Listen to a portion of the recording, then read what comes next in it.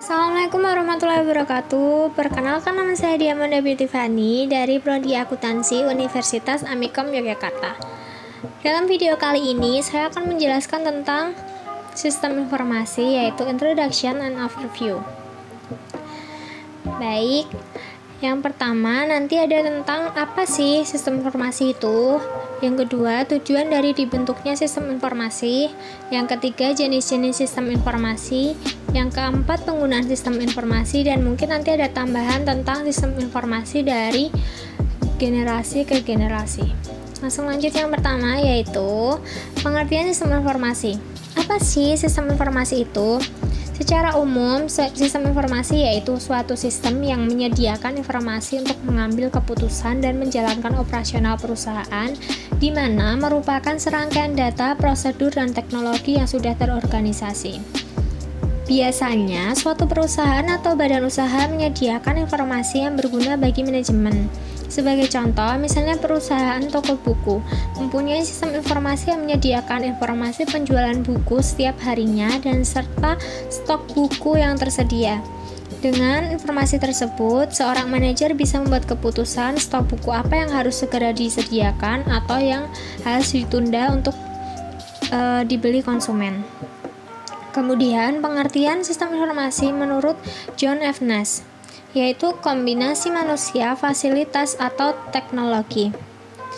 Yang dimaksud adalah menata jaringan komunikasi yang penting, proses atas transaksi-transaksi tertentu dan rutin, membantu manajemen dan pemakai intern dan ekstern dalam menyediakan dasar pengambilan keputusan yang tepat.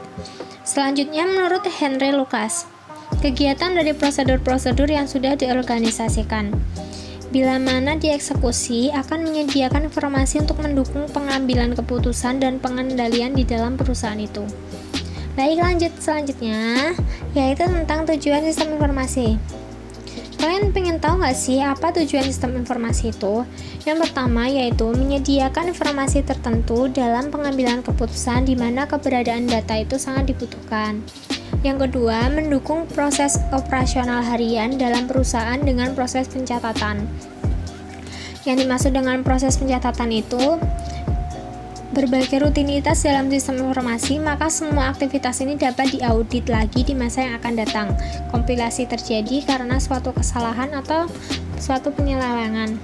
Selanjutnya yang ketiga yaitu membantu organisasi dalam menemukan berbagai informasi dengan teknologi yang mutakhir.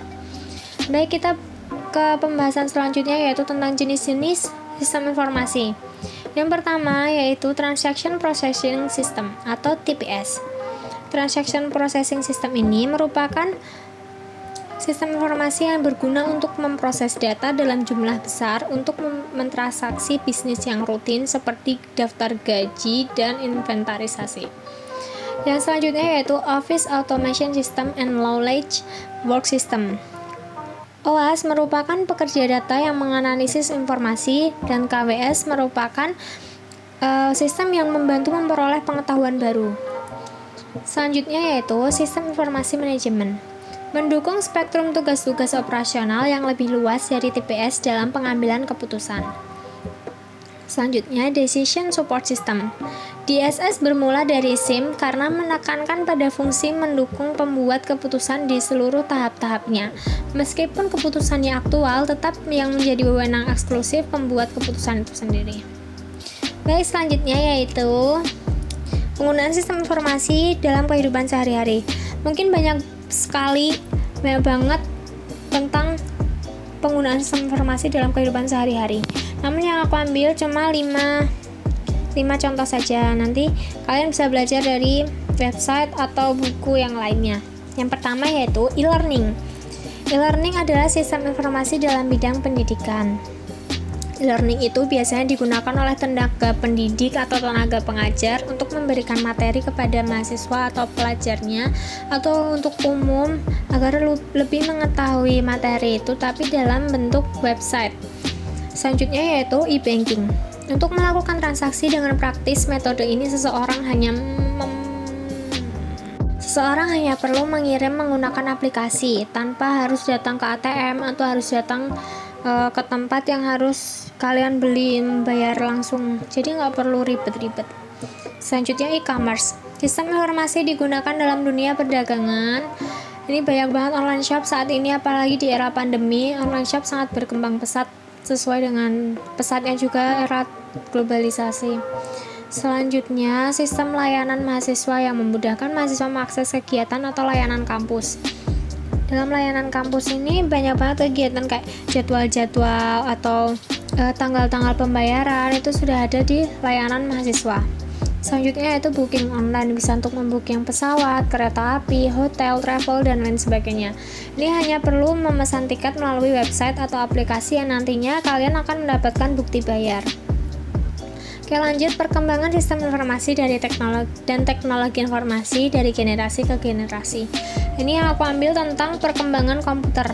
Generasi pertama tahun 1946 sampai 1959 yaitu Electronic Numerical Integrator and Calculator. Ini merupakan komputer yang dibutuhkan untuk kebutuhan umum. Yang generasi kedua yaitu superkomputer yang menjadi mesin pertama yang dimanfaatkan teknologi resistor. Ini pada tahun 1959 dan 1964. Generasi ketiga yaitu 1964 sampai 1970, komputer yang tidak menggunakan transistor yang membuat komputer cepat panas. Mungkin di generasi sebelum-sebelumnya ini belum ada perkembangan agar teknologi komputer ini mesinnya bisa tetap berjalan dengan halus, mungkin cepat panas atau pokoknya kurang stabil.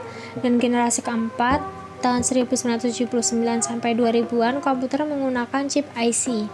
Dan generasi masa kini banyaknya perkembangan PC atau laptop baik dari software dan hardware-nya yang semakin tahun ke tahun harganya juga semakin naik karena perkembangan teknologinya juga semakin canggih. Baik, itu saja yang bisa saya sampaikan dalam video kali ini. Mungkin ada saran atau kritik bisa ditanggapi. Terima kasih. Assalamualaikum warahmatullahi wabarakatuh.